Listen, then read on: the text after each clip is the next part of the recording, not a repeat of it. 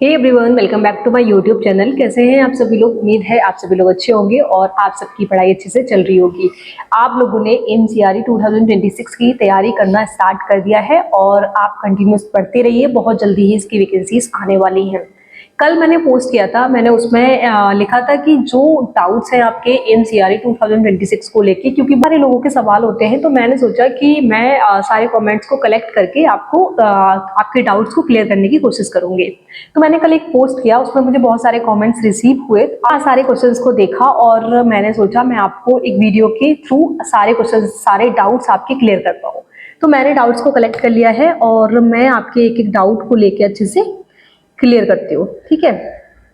तो मैंने वो पोस्ट थी, मैंने टेलीग्राम चैनल पे, इंस्टाग्राम पे, यूट्यूब पे हर जगह शेयर किया उसको, और मुझे अलग अलग प्लेटफॉर्म पे अलग अलग कमेंट्स मिले और मैं उनकी रिप्लाई देने की कोशिश कर रही हूँ कि ताकि आपके और लोगों को भी डाउट क्लियर हो जाए अगर आपको ऐसी कोई प्रॉब्लम है तो। ठीक है, तो फर्स्ट क्वेश्चन है हमारा, एज अ फ्रेशर कैसे तैयारी करें एम्स की कि सिलेक्शन हो जाए। तो ये कोई एम है, मतलब एम से इन्होंने आईडी अपनी बना रखी है, तो इनका ये सवाल है। तो इसमें मैं आपको बताना चाहूंगी कि अगर आप फ्रेशर हैं, जस्ट आपने अपना कोर्स कंप्लीट किया है, लाइक आपने बैचलर किया है या फिर डीएमएलटी किया है, तो आप अपनी बेसिक से पढ़ाई स्टार्ट करो। एम्स का एग्जाम आ रहा है जल्दी इसकी वैकेंसीज आने वाली है, तो आप स्ट्रेस में ना आकर अपने बेसिक्स पे काम करो। जो फ्रेशर्स हैं, मतलब जिनको अभी कोई आइडिया नहीं है कि कंपटीशन एग्जाम में क्या आ रहा है, तो सबसे पहले आपको एक काम करना है कि आप पहले कोई प्रीवियस ईयर का पेपर देखो और उसमें एनालिसिस करो कि आप कहाँ लाई कर रहे हैं। अगर आप उस पेपर को सॉल्व कर पा रहे हैं, दैट मीन्स कि आपने अपने कोर्स के टाइम पे, आपने जब पढ़ाई की है उस टाइम पे आपने बहुत अच्छे से पढ़ा है, इसका आपके बेसिक्स क्लियर हैं, तब आप वर्क करेंगे क्वेश्चन प्रैक्टिस पे या फिर आप PYQs पे फोकस करेंगे। अगर आपके डाउट्स आपके बेसिक्स क्लियर नहीं है, तो आपको क्या करना है कि आपको अलग अलग जो भी सब्जेक्ट हैं, लाइक आपका हेमेटोलॉजी है, बायोकेमिस्ट्री है, तो आप अपने जो कोर्स के टाइम पे, जिस कॉलेज से आपने कोर्स किया है उस टाइम पे आपके जो पास नोट्स हैं आप उनको रिवीजन करो। और अगर आपके पास नोट्स अवेलेबल नहीं हैं तो आप बुक ले लीजिए। बुक अपने आपके पास जो भी बुक्स हैं, ऐसा नहीं है कि आप किसी स्टैंडर्ड बुक को परचेज करने जा रहे हैं, स्टैंडर्ड बुक बहुत महंगी होती है। आप इसके लिए एक आपके पास सोल्यूशन है कि आप स्टैंडर्ड बुक का PDF अपने पास रख लीजिए और उससे आपके जो टॉपिक्स हैं आप उनको क्लियर अच्छे से कर सकते हैं। अगर आपके पास स्टैंडर्ड बुक नहीं है तो मैं ग्रुप में शेयर कर दूंगी, तो जिससे आपके पास बुक्स अवेलेबल हो जाएंगी। तो उनको परचेज करना थोड़ा मुश्किल होता है क्योंकि वो बहुत महंगी आती है, तो इस वजह से आप अपने पास PDF नोट्स के फॉर्म में रख लीजिए और आपके जो डाउट्स हैं आप उस बुक से क्लियर कर लीजिए। ठीक है, आपके पास बुक्स का अरेंजमेंट हो जाएगा। देन आपको अच्छे से अपनी पढ़ाई को करना है। आपको ये नहीं सोचना है कि एग्जाम बहुत जल्दी है तो आप सारा सिलेबस एक साथ बाइंड करने की कोशिश करें, ऐसा आपको नहीं करना है। आप बेसिक्स पे पहले वर्क करो, देन आप टफ की तरफ जाएंगे। तो सबसे पहले बेसिक अगर आपके क्लियर हो जाएंगे तो वो आपको इन फ्यूचर काम आएगा, और रिवीजन आप साथ के साथ करना। ठीक है, दूसरा क्वेश्चन है हमारा, नेक्स्ट CRE कब आ सकता है? ये यामिन एक है, उन्होंने पूछा है। ठीक है, तो नेक्स्ट CRE का चांसेस तो ये है कि जैन में या फेब में आ जाए, बट एक कंफर्मेशन कोई भी नहीं दे सकता क्योंकि एम्स का सारा जितना भी उनके रूल्स एंड रेगुलेशंस हैं वो सब कॉन्फिडेंशियल होते हैं। वो कुछ भी कभी भी कर सकते हैं, किसी को कोई आइडिया नहीं होता है। प्रिडिक्शन हम लोग कर सकते हैं, तो प्रिडिक्शन के अकॉर्डिंग आपका जैन या फेब में नोटिफिकेशन आ जाना चाहिए, बट आ भी सकता है नहीं भी, तो आप अपनी पढ़ाई पे फोकस करें। नेक्स्ट क्वेश्चन है आपका, GMLT गोरखपुर में 12th bio DMLT 3 year experience PHC hospital से किया है इन्होंने, और तो वो एम्स गोरखपुर का फॉर्म भर सकते हैं कि नहीं, है ना? ये लालचंद यादव है। तो मेरा इसमें आपसे, मैंने रिप्लाई भी आई थिंक इनको किया था। तो इसमें क्या है कि आपके पास अगर PHC हॉस्पिटल का एक्सपीरियंस है तो वो 100 बेडेड एक्सपीरियंस नहीं है, क्योंकि उसकी एलिजिबिलिटी जो क्राइटेरिया है उसमें DMLT के साथ आपको 100 बेड का एक्सपीरियंस अटैच करना मैंडेटरी है। अगर आपने BMLT किया है तब 100 बेड का एक्सपीरियंस उन्होंने नहीं मांगा, 1 साल का एक्सपीरियंस मांगा है, 100 बेडेड एक्सपीरियंस मांगा है, तो आपके पास एक्सपीरियंस होना मैंडेटरी है, अदरवाइज आप फॉर्म फिल नहीं कर सकते।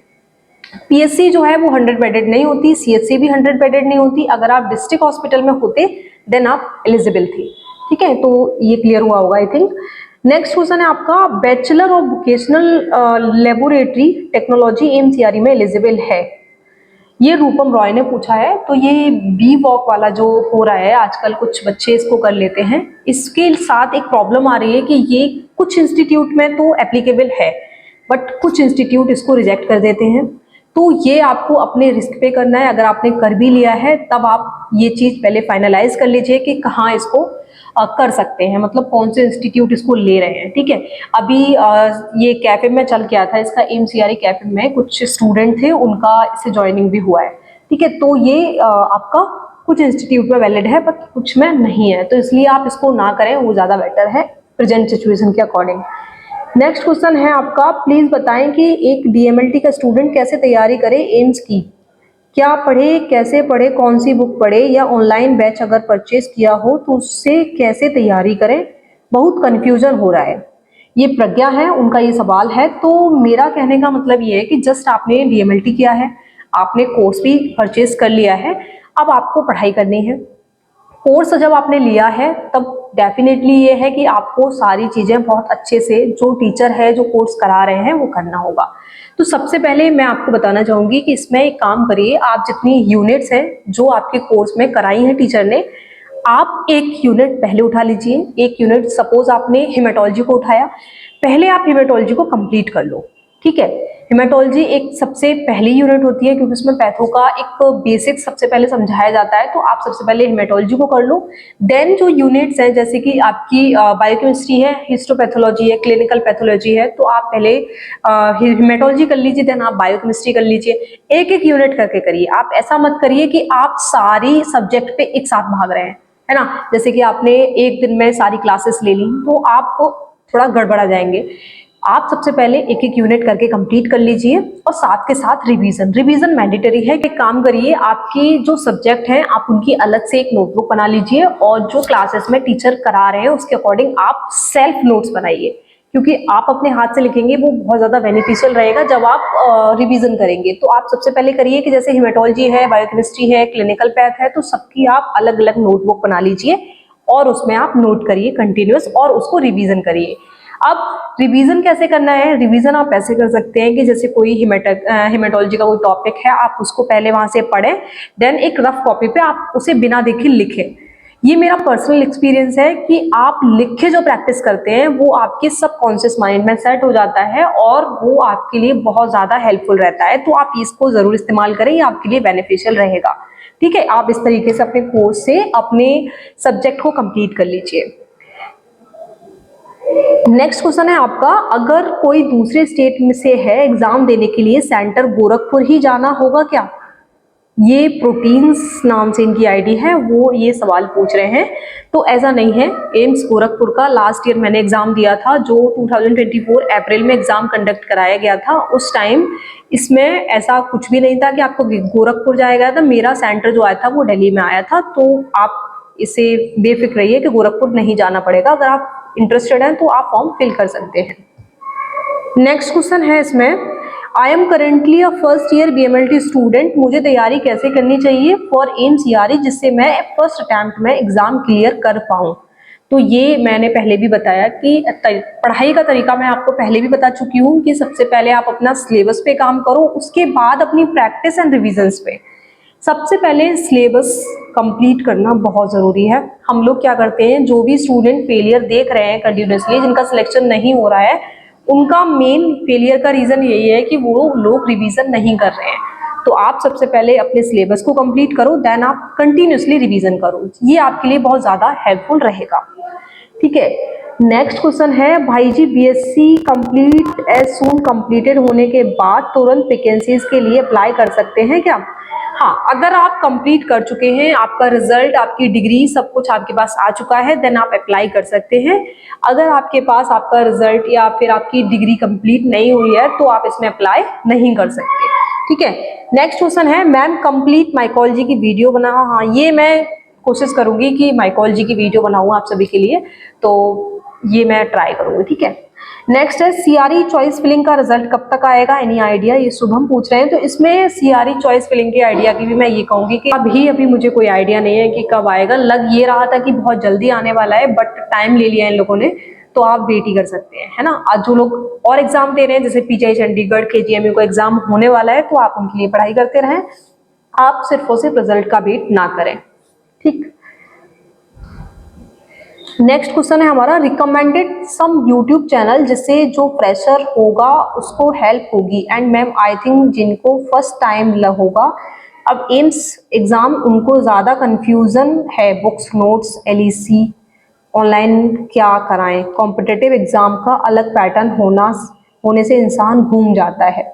तो ये तो है कि भाई कॉम्पिटिटिव एग्जाम का जो सिलेबस है वो आप सभी को पता है कि नॉन टेक्निकल और टेक्निकल पार्ट पूछा जाता है, और आपको अपने सब्जेक्ट भी पता है, जिस भी फील्ड से आप हैं आपको अपने सब्जेक्ट पता है। अगर आपने अपना टेक्निकल पार्ट भी बहुत अच्छे से कर रखा है तब भी आपका सिलेक्शन नहीं रुक सकता, क्योंकि नॉन टेक्निकल में इतना ज्यादा आता नहीं, बेसिक्स पे आप थोड़े बहुत दिन काम करेंगे तो आपका सही हो जाएगा। लेकिन आपको सबसे पहले अपना पार्ट बहुत अच्छे से करना होगा। आप 6 महीने ले लीजिए अपने सिलेबस को अच्छे से कंप्लीट करने के लिए, क्योंकि आप अगर थोड़ा थोड़ा पढ़ते रहेंगे तो उससे सिलेक्शन की चांसेस नहीं है। पहले आप 6 महीने का अपना टारगेट सेट कर लो, अगर आपके पास टाइम है तो 6 महीने का टारगेट सेट कर लो, सारे बेसिक्स टू एडवांस आप अपनी थ्योरी सारी कंप्लीट करके रख लो। उसके बाद आप प्रैक्टिस में लग जाओ, जो भी एग्जाम आए आप उसको निकालो, और डेफिनेटली अगर आपने बहुत अच्छे से पढ़ा होगा तो आपका एग्जाम निकलेगा। ठीक है कि एमपी वाले एम्स सीआरई दे सकते हैं क्या? तो बिल्कुल दे सकते हैं भाई, ये अनुराग राजपूत पूछ रहे हैं। तो एम्स सीआरई पूरा ऑल ओवर इंडिया कोई भी कैंडिडेट है वो एम्स सीआरई दे सकता है, क्योंकि ये सेंट्रल की वैकेंसी है, इसमें all India ESIC hospital, all India AIIMS सारे इंक्लूडेड हैं। तो आप कहीं भी हैं आप इस फॉर्म को फिल कर सकते हैं, किसी भी स्टेट से हैं आप। नेक्स्ट इसमें एम्स सीआरई डीएमएलटी के बाद एक्सपीरियंस चाहिए क्या, ये अरुण पूछ रहे हैं। तो डीएमएलटी के बाद एक्सपीरियंस कुछ पोस्ट के लिए है, जैसे कि आप लेबोरेटरी अटेंडेंट में अगर आप एलिजिबल हैं उस पर आप अप्लाई करेंगे, उसको आप चॉइस फिलिंग में फर्स्ट प्रायोरिटी देंगे, उसके लिए आपको कोई भी एक्सपीरियंस की जरूरत नहीं है। अगर आप ईएसआईसी में जाना चाहते हैं तो आपको डीएमएलटी के साथ 1 साल का एक्सपीरियंस आपके पास होना चाहिए, और अगर आपने बैचलर भी किया है तब भी आपको 1 साल का एक्सपीरियंस होना चाहिए। तो ऐसा नहीं है कि आप एज अ फ्रेशर मतलब आपके पास एक्सपीरियंस नहीं है तो आप एक भी पोस्ट के लिए एलिजिबल नहीं है, ऐसा नहीं है। आपके पास कुछ पोस्ट ऐसी होती हैं जिनमें एक्सपीरियंस नहीं चाहिए बट उनका पे लेवल थोड़ा कम होता है as compare to experience holder. Next question है इसमें आपका, अगर एनएचएम से जॉब कर रहे हैं तो वो लोग अप्लाई कर सकते हैं जूनियर एमएलटी में, ये लतीफ अहमद पूछ रहे हैं। तो भाई बिल्कुल अप्लाई कर सकते हैं। अगर आप एनएचएम में जॉब कर रहे हैं, एनएचएम में आप लंबे टाइम से काम कर रहे हैं, तो आपका जो एक्सपीरियंस है वो काउंट होगा और आप कर सकते हैं। डिस्ट्रिक्ट हॉस्पिटल में काम कर रहे हैं वो तो बहुत ज्यादा अच्छा है, अगर आप सीएससी पीएससी पे काम कर रहे हैं तो वो भी बहुत ज्यादा बेटर है। आप अपना एक्सपीरियंस वहाँ लेटर वहां से बनवा के आप इस पोस्ट के लिए जूनियर या सीनियर पोस्ट के लिए आप अप्लाई कर सकते हैं। ठीक है, नेक्स्ट है इसमें एम्स सीआरई 2026 एमपी वैकेंसी निकालती है एंड टेक्निकल पार्ट कैसे पढ़ें? आपने नॉन टेक्निकल का सिलेबस बताया है, टेक्निकल का भी वीडियो बनाएं। ये सलोनी मौर्य पूछ रही हैं। तो एमपी निकालती है भाई, एम्स पूरा सेंट्रल गवर्नमेंट मतलब दिल्ली ने कंडक्ट कराया है 2 साल से, अभी भी वही कराएंगे। तो जितनी वैकेंसीज यहाँ निकलती हैं हर स्टेट में वैकेंसीज निकाली जाती हैं, और नॉन टेक का मैं सिलेबस बता चुकी हूँ, मे बी वो आपके लिए हेल्पफुल रहा होगा, और मैं टेक्निकल पार्ट का भी सिलेबस आप सभी के लिए बता दूंगी। ठीक है, नेक्स्ट है रिजल्ट कब आना है सीट एलोकेशन का, ये हिमांशु वर्मा पूछ रहे हैं। तो ये मैंने आपको बताया कि इसका अभी तक कोई भी आइडिया नहीं है। एम्स बहुत ज़्यादा अनप्रेडिक्टेबल है कि कब किसकी ज्वाइनिंग करा रहा है, कब रिजल्ट दे रहे हैं, कुछ भी नहीं पता होता, उनका सब कॉन्फिडेंशियल होता है। आप चक्कर लगाएंगे भी तो वो कोई आपको सेटिस्फेक्शन रिप्लाई भी नहीं करते हैं, है ना। आप उससे सेटिस्फाई भी हो सकते कि आप भाग रहे हैं, पूछ रहे हैं, कोई मेल कर रहे हैं, तो उससे कुछ भी सेटिस्फाई नहीं हो पाता। नेक्स्ट क्वेश्चन है कि मैम वैकेंसी कब आ सकती हैं 2026, ये याशिका पूछ रही हैं। तो वैकेंसी जल्दी आएंगी, आप अपनी पढ़ाई पे फोकस करो, आप जो पढ़ रहे हैं आप उसको अच्छे से करो, अपना 100% हो, वैकेंसी जल्दी आएंगी और आपको सिलेक्शन भी इस साल लेना ही है, आप ये चीज ध्यान रखना। नेक्स्ट क्वेश्चन है आपका, एम्स सीआरई 2026 में एलडीसी यूडीसी एंड एएसओ की पोस्ट आएंगी क्या? भाई बिल्कुल आएंगी, क्योंकि आपने 2 साल से देखा, इवन 3 साल से आप देख रहे हैं कि एम्स से वैकेंसीज आ रही हैं और हर पोस्ट मतलब हर कैडर में जॉब आ रही है। तो काफी अच्छा ये मौका है कि आप लग जाएं। इस बार भी यूडीसी एलडीसी की बहुत अच्छी पोस्ट थी और उन्होंने बहुत सारे बच्चों को क्वालिफाई किया, 16 गुना बच्चों को उन्होंने फर्स्ट लिस्ट में क्वालिफाई कर दिया। तो उनके पास 16 गुना बच्चों के पास मौका था कि आप अपनी टाइपिंग और जो भी उनका आ रहा था टाइपिंग क्राइटेरिया जो था, अगर वो आपका बहुत स्ट्रांग था तो आप डेफिनेटली इसमें सेलेक्ट हो जाएंगे, क्योंकि इसमें स्किल टेस्ट भी हो गया है, अब रिजल्ट आना बाकी है।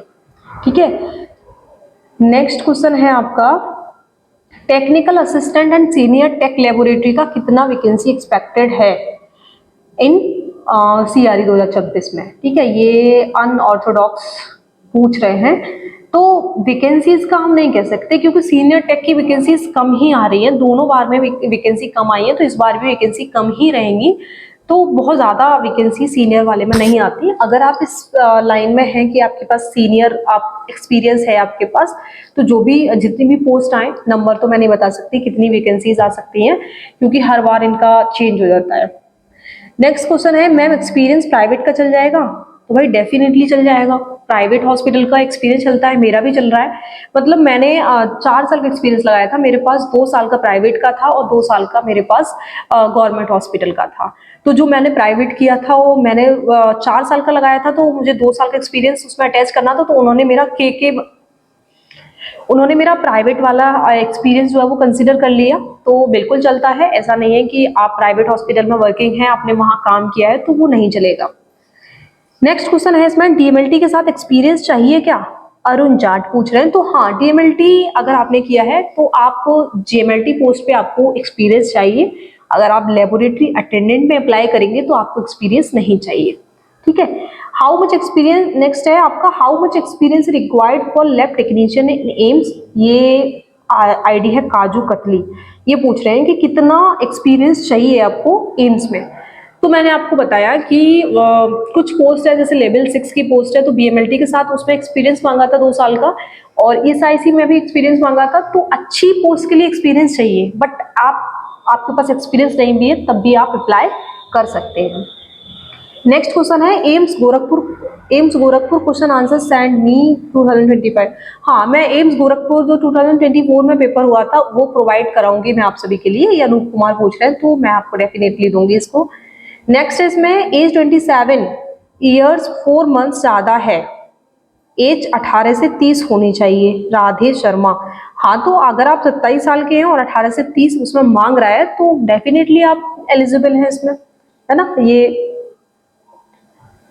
नेक्स्ट है, मैम मैं अभी सचिन सर की क्लास लेता हूँ, सब समझ नहीं आ जाता, उनका और उनके MCQ सही होते, पर मैम जो टेलीग्राम पर क्विज सॉल्व कराता है वो कभी सही नहीं होते, पता नहीं वो कहाँ से MCQ लाते हैं, और इससे मैं कॉन्फिडेंट गिर जाता है। ये नितिन यादव पूछ रहे हैं। इस चीज़ को आपको समझना पड़ेगा कि आप कोई भी क्लास ले रहे हैं, या फिर आप अपने सेल्फ नोट्स पढ़ रहे हैं, या फिर आप अपनी बुक से पढ़ाई कर रहे हैं, जब तक आपको कोई भी कॉन्सेप्ट क्लियर नहीं होगा आप उसके क्वेश्चन लगाने जाएंगे तो वो आपसे कभी भी ठीक नहीं होंगे।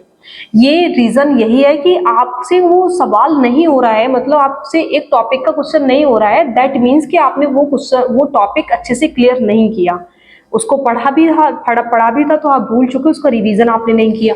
तो आप सबसे पहले अपने सिलेबस पे काम करो, अपने बेसिक्स पे काम करो और सारा क्लियर करो, देन उसके बाद आपको